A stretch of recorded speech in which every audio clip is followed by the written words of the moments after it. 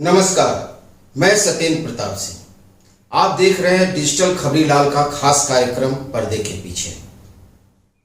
कानून के अच्छे जानकारों, वरिष्ठ व अनुभवी लोगों से अक्सर सुना करता था कि अपराधी कितना ही बड़ा चालाक, चतुर व खूंखार क्यों न हो, अपराध के बाद वह कोई न कोई सबूत या सुराग छोड़ ही जाता है। सुप्रीम कोर्ट में दूसरी सुनवाई के दौरान वकील फिरोज एडुलोजी को सुनने व देखने के बाद कुछ ऐसा ही महसूस हुआ कि आखिर ऐसा कुछ तो कुछ जरूर मिलेगा। फिरोज एडुलोजी वही हैं जब कोलकाता हाई कोर्ट में इस मामले की सुनवाई हो रही थी और कलकत्ता हाई कोर्ट ने यह मामला जब सीबीआई को सौंपा था 13 अगस्त को, उसके बाद सीबीआई इस कार्रवाई को संभाली थी। तो फिरोज एडुलोजी राज्य सरकार द्वारा पेश सारे कागजात से वाकिफ थे कि क्या क्या पेश किया गया है। दूसरी सुनवाई के दौरान उन्होंने जब पूछा कि पोस्टमार्टम चालान इसमें मिसिंग है, उसके बाद chief justice of India DY Chandrachud ने पूछा कि चालान कहाँ है। राज्य सरकार के वकील कपिल सिब्बल के पास इसका जवाब नहीं था, कोई ठोस संतोषजनक जवाब नहीं दे पाए और कहा कि यह दे दिया जाएगा। अब सवाल यह उठता है कि पोस्टमार्टम चालान उसमें क्यों नहीं था और पोस्टमार्टम चालान क्या होता है। इस पर जाने से पहले हम पहली सुनवाई के दिन क्या हुआ था उस पर एक नजर डालेंगे। जब पहली सुनवाई हुई थी उस दिन सुप्रीम कोर्ट की लाइव स्ट्रीमिंग हो रही थी। लाइव स्ट्रीमिंग में कपिल सिब्बल ने कहा कि 9 अगस्त की दोपहर 1 बजे से 4:45 के बीच पोस्टमार्टम हुआ था, जबकि अगर हम पोस्टमार्टम रिपोर्ट को देखें तो उसमें समय दर्ज है शाम के 6:10 से 7:10। एक बहुत बड़ा फासला है समय का।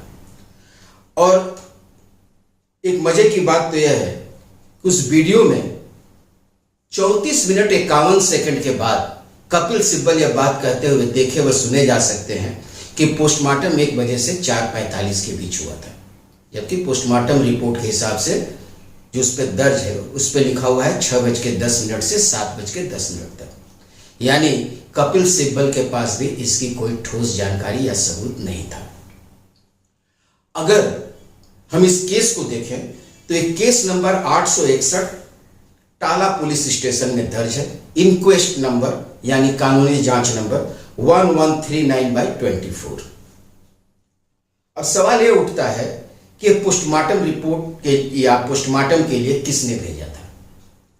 अगर हम स्वास्थ्य विभाग की निर्देशिका जो 23 दिसंबर 2021 को जारी हुई थी उसके पॉइंट नंबर 4 को देखें तो उसमें साफ लिखा हुआ है कि सुबह 9 बजे से शाम 4 बजे तक पोस्टमार्टम हो सकता है और 3 बजे के बाद कोई बॉडी नहीं लेनी है।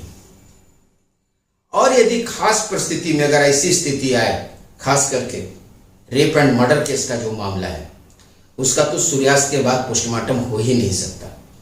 और यदि लेना भी पड़े लॉ एंड ऑर्डर को देखते हुए कि लॉ एंड ऑर्डर बिगड़ सकता है, तो ऐसी स्थिति में यह रिक्वेस्ट पत्र जो है या रिक्वेस्ट लेटर जो है उस पर district collector, superintendent of police, hospital के सुपरिटेंडेंट और प्रिंसिपल चारों का हस्ताक्षर और सील मोहर उस पर लगा होना चाहिए। लेकिन क्या ऐसा हुआ? नहीं, ऐसा नहीं हुआ। टाला थाना के एक ASI ने उस पोस्टमार्टम के लिए भेजा और उस पर लिखा स्पेशल इशू, सिर्फ स्पेशल इशू।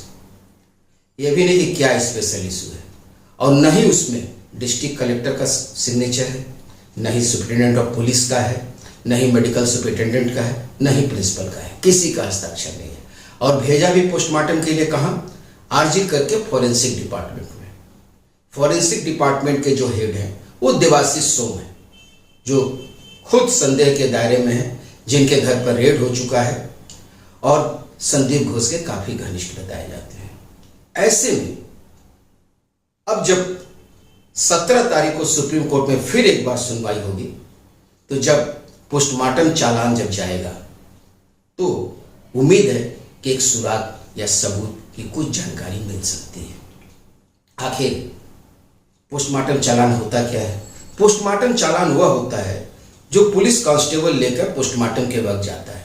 उसमें पूरे फॉर्म में सब कुछ डिटेल भरा होता है, एक एक सेकंड की उसमें जानकारी होती है, क्या क्या जांच हुआ है उसकी जानकारी होती है, एक्सरे रिपोर्ट के प्लेट्स वगैरह भी सब कुछ उसमें शामिल या लिखित दर्ज होता है। ऐसे में उम्मीद किया जा सकता है कि शायद पोस्टमार्टम चालान के जमा होने के बाद कुछ अच्छा खबर देखने व सुनने को मिले।